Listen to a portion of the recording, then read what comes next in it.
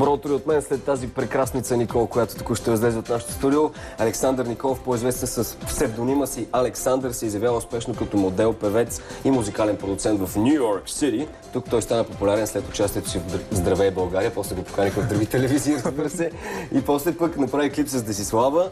Сега Алекс е готов с дебютния си мини-албум, или както се казва модерно да се казва EP, нали така? EP, да. И клипа към пилотното парче Say That You Love Me. Добро утро, добре дошъл. Здравей, добро утро. Не си ли в Ню Йорк? Ти знам, че много рядко се прибираш в България. Явно не си, защо си тук? Ами, пътувам както винаги. Пътувам, дойдох тук в България да представя ми клипа, за няколко други участия и после пак към Ню Йорк. Ами, аз предлагам да видим Say That You Love Me. Много хубав така начален кадър. Има една прекрасна марикенка, излиза от един още по-красив басейн на фона на Манхатън. Поздрав за нашите зрители в този петъчен ден, да се настроим за уикенд, така да се каже. Say That You Love Me сега.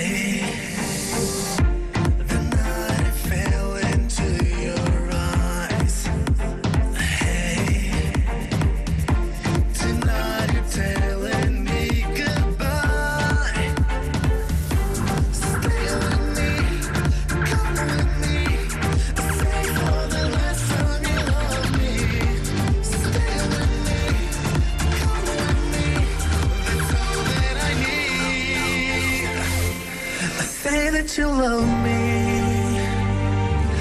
Say that you love me.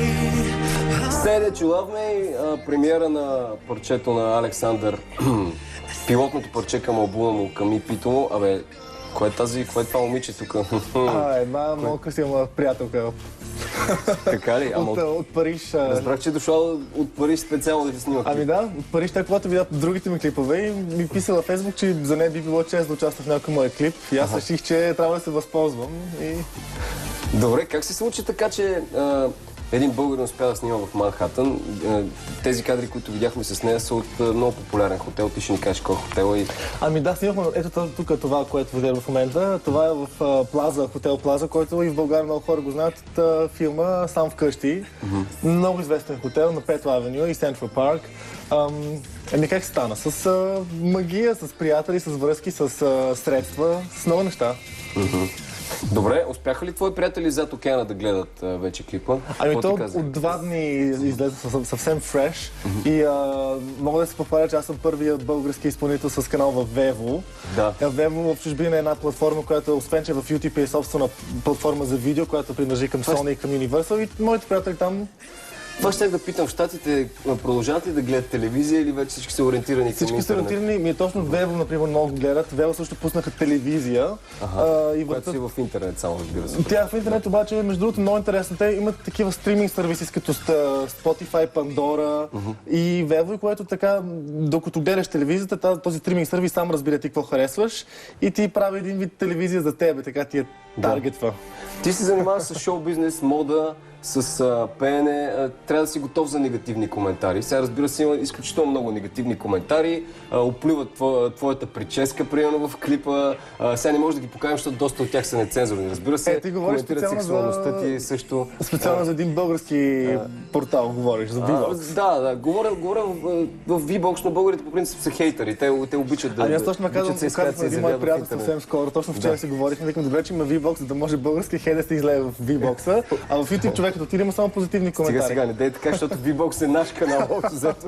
Така че повече няма да го стоиш на телевизия. Интересно истина, само последните коментари са някакви такива. Между другото, много българи хейтват и в YouTube. Но интересно беше, че на мен един човек ми писа съвсем скоро във Facebook, че мой профил, нали, моята фен страница, му излезнала на профила и той решил да види какво има вътре и някакво чувство ми пише, личен меседж ми пише, някакво чувство ме възля от злоба, обаче когато погледна дълбоко в себе си, реализирах, че това е завист. Разбрах, искаш да кажеш. И аз тогава, между другото, ти от Realize си кажеш и реализирах. Аз тогава му казах, ево, пишеш, че ми пишеш и си признаваш един вид, защото от тогава вече ни пречи изобщо да чета някакви такива неща. Хората, които завиждат, пък да се пробват те да направят нещо подобно.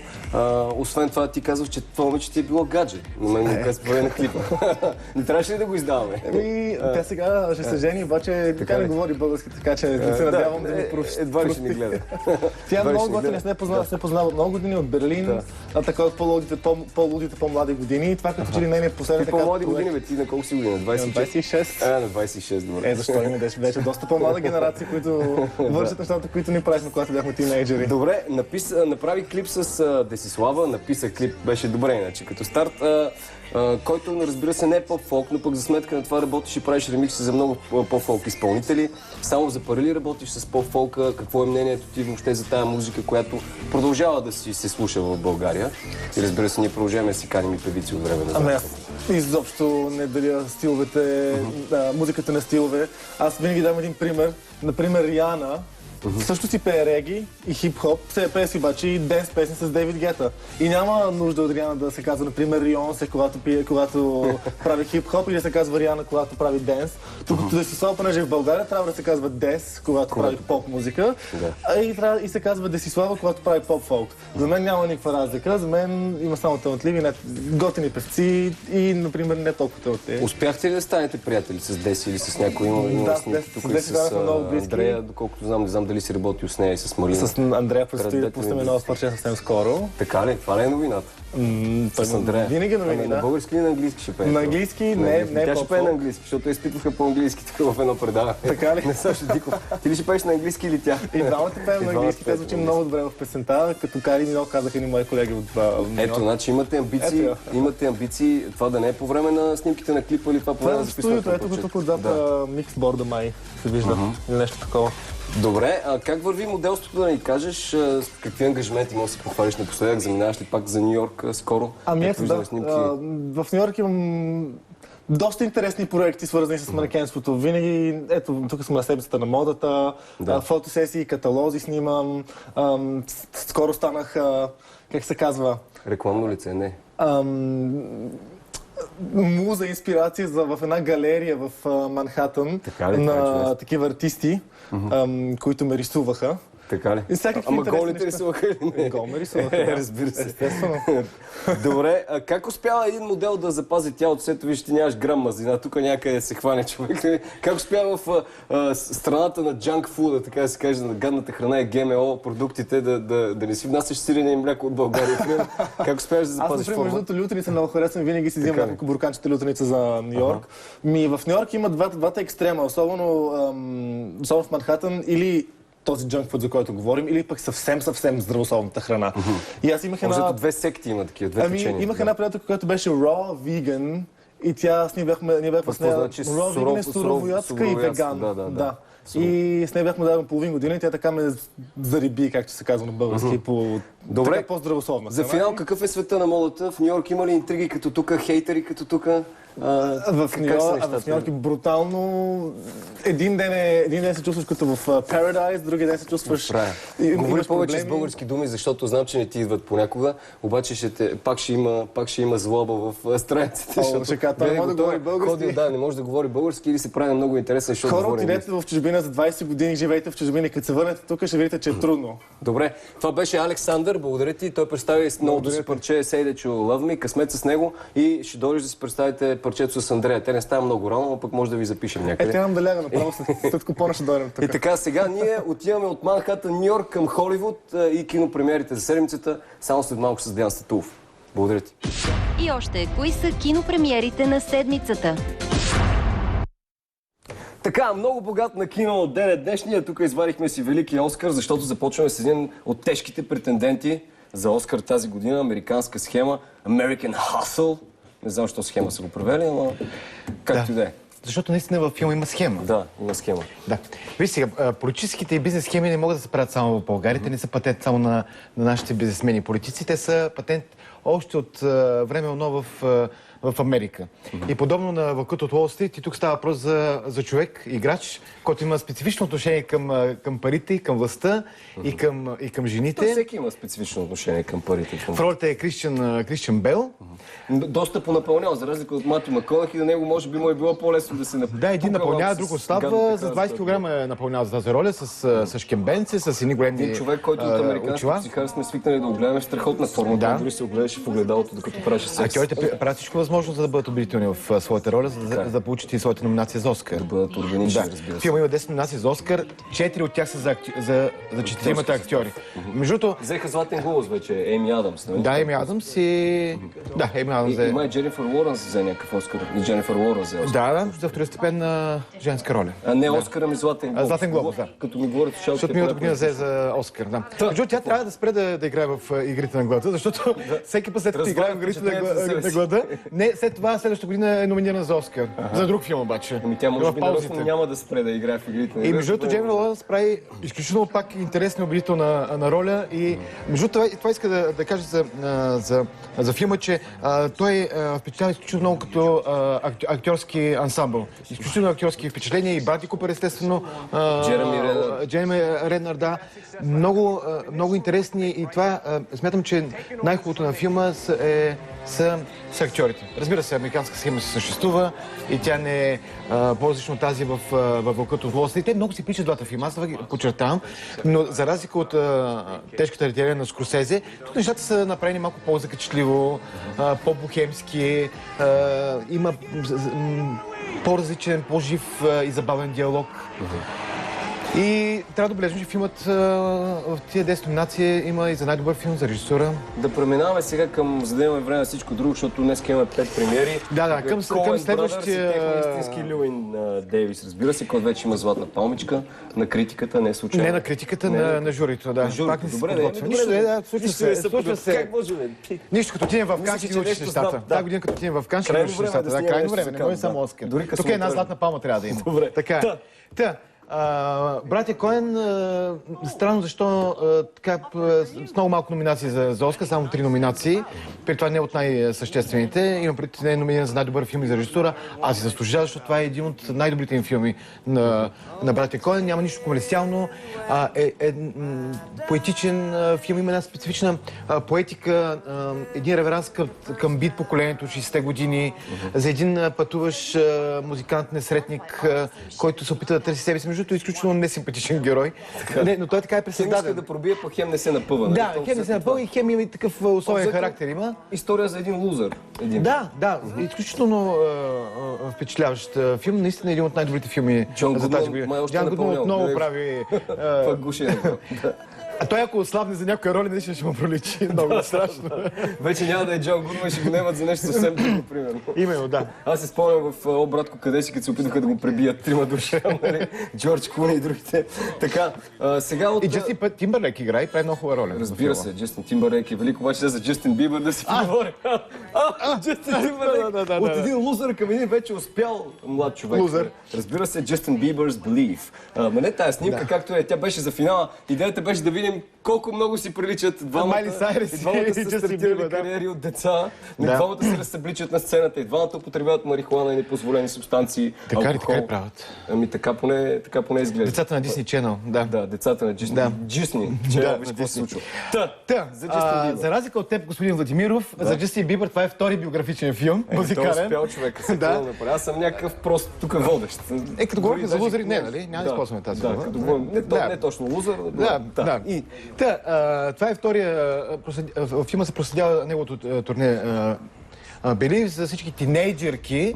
Да напомня, че филма ще има ограничен показ, само 2 седмици ще прожитира в България филма.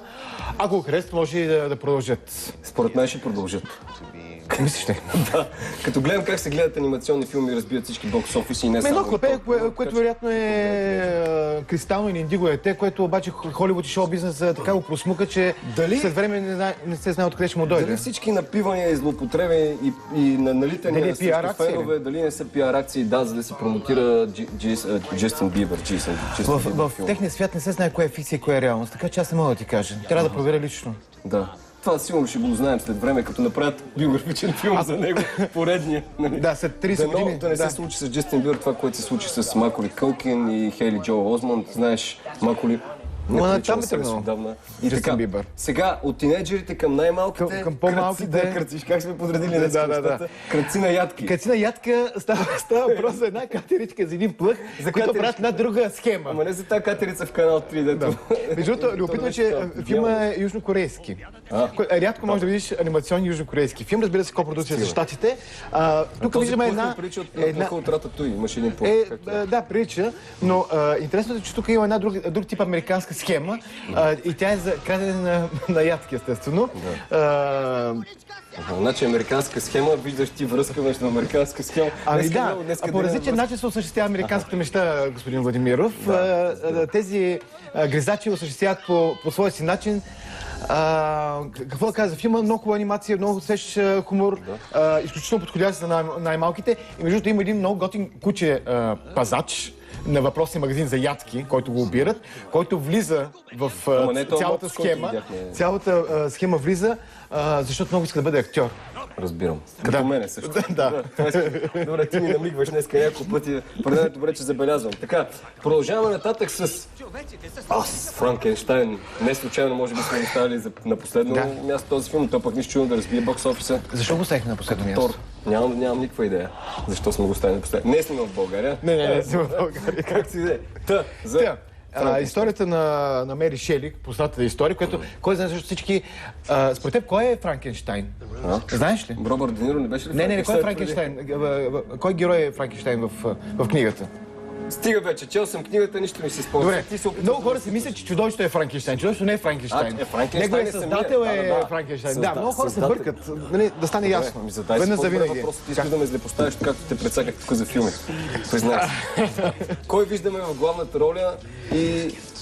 Ерън Ерхарт и Бил Найт. Бил Найт е най-хубавото попадение в филма. Като цяло, това е от онази поредица като Хензел и Гретел, интерпретация на тема класически приказки и истории. Вътре са вкарани вампири и всякакви други същества, които по принцип в оригинал ги няма. Ако хората искат да гледат екранизация, това не е екранизация на Франкенщайн. Разбира се, това се измислица американски, като Хензел и Гретел. Именно, точно така. Беше гледал. Става за забавление. За да имаме време да кажем, това не е загадката, аз съм се опитал да измисля загадка, която може би ще е по-трудна за зрителите, които не са гледали филма. Обаче имахме филм на Братя Коен, те е свързан с Братя Коен. С какво оръжие трепе така невинни хора, героя на Хавиер Бардем в един популярен филм на Братя Коен?